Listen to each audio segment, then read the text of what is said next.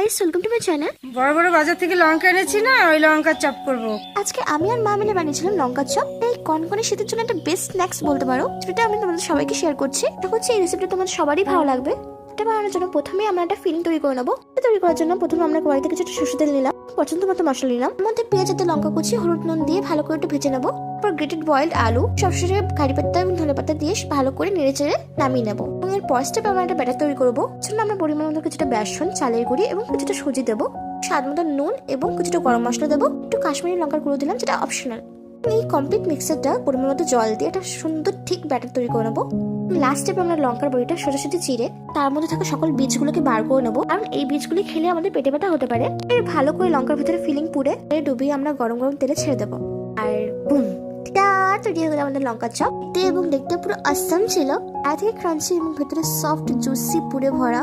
এটা খেতে দারুণ লাগছে।